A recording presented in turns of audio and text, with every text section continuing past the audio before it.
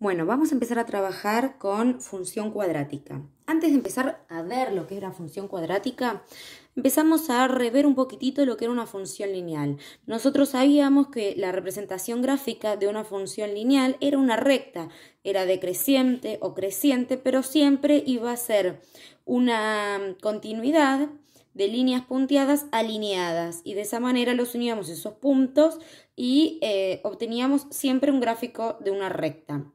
Otra característica que no hemos trabajado es que la forma general de una función lineal es y igual a x más b. Hay una característica que no les había remarcado, que era el x tiene exponente 1.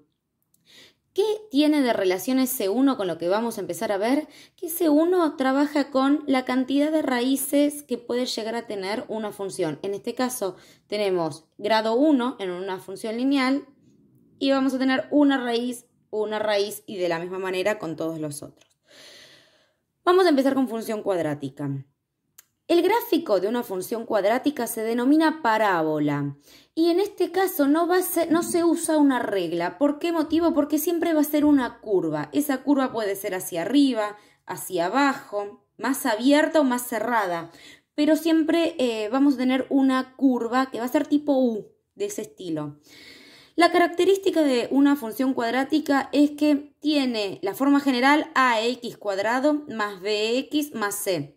El a, b y c van a ser números que van a ir variando y en base a eso vamos a tener diferentes gráficos.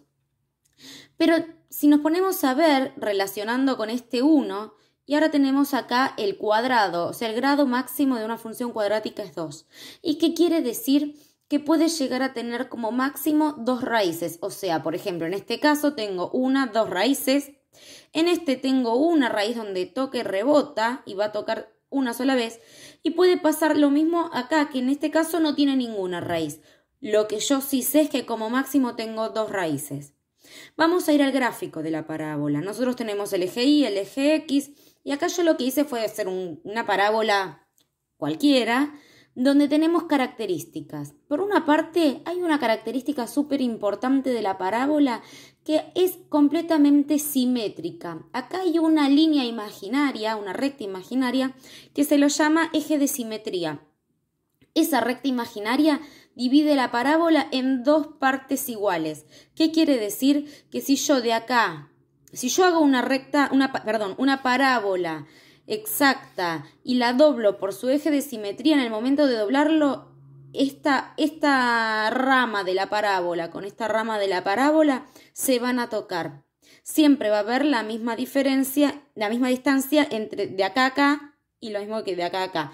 De acá a acá que de acá a acá. Por otra parte tenemos una curva que asciende y después en este caso desciende.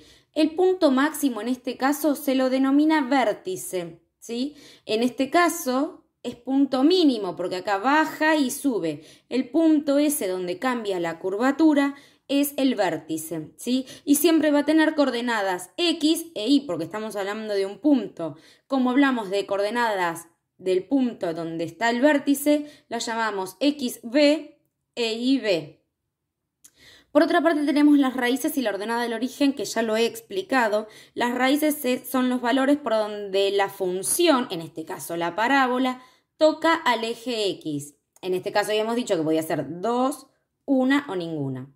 Y mientras que la ordenada del origen es donde el gráfico, en este caso la parábola, toca al eje Y.